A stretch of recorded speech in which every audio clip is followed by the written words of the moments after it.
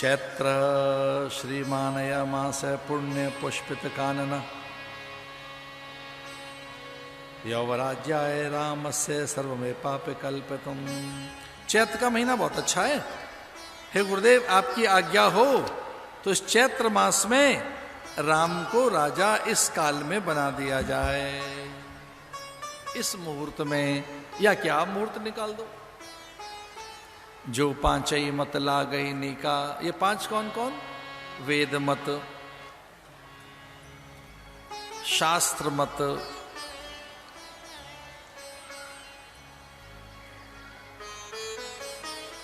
नृप मत,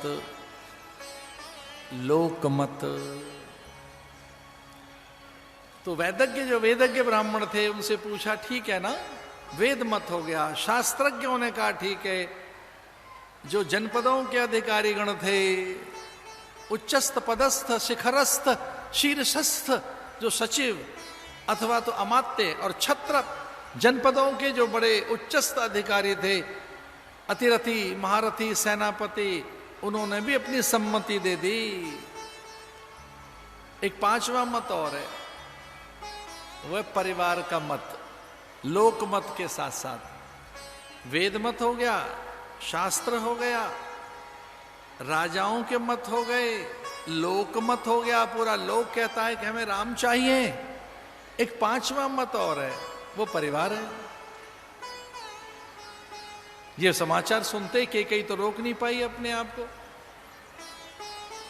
अनेक स्थानों पर लिखा है कि कई शुभ समाचार सुनते ही कोष की ओर भागती थी, कई अत्यंत उदार थी, कई स्वयं को संभाल नहीं पाती थी,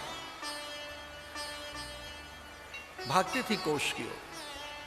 कोषागार में गई और रत्नों को भर भर के थालियों में उलीचने लगी, बिखेरने लगी, बांटने लगी। ये समाचार सुनते ही कि राम राजा बनेंगे। कौशल्या मौन में चली गई, सुमित्रा चौक पूरने लगी।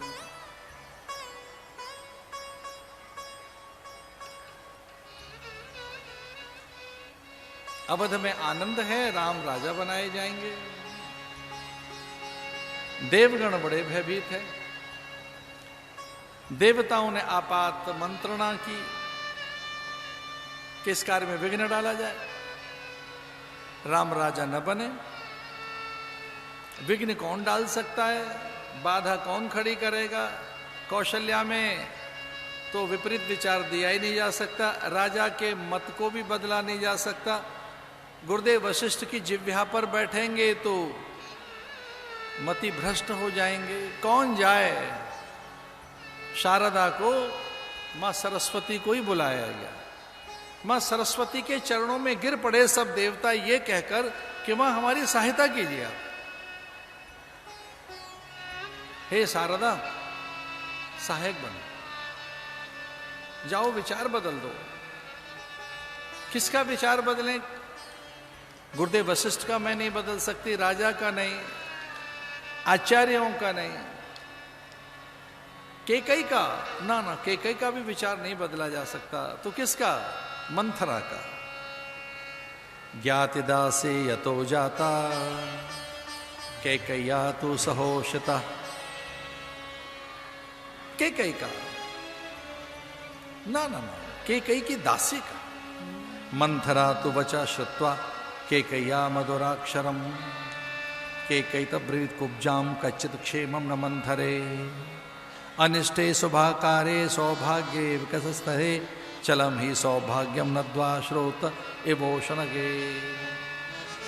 मंथरा में प्रवेश कर गई सरस्वती, और मंथरा अल्पनाओं को बखरने लगी, वंदनवार नोचने लगी, मंगल कलश लुढ़का दिए, ऊंची ऊंची श्वास लेकर रोदन करने लगी। कई ने कहा अगर तू मेरी दासी न होती तो तेरे प्राण ले लेते।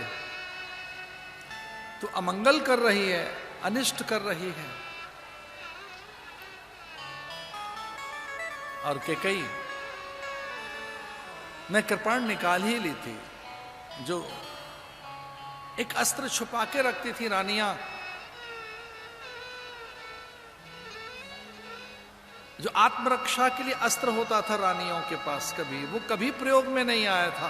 कई ने उस अस्त्र को निकाल लिया ये कहकर कि मैं ऐसा करूंगी नहीं, कभी नहीं करूंगी, मैं तेरे प्राण नहीं लूंगी। लेकिन ध्यान रहे, ये अस्त्र तुझ जैसे ही दुष्टों के लिए है, सावधान, मेरे राम के लिए कुछ न बोल।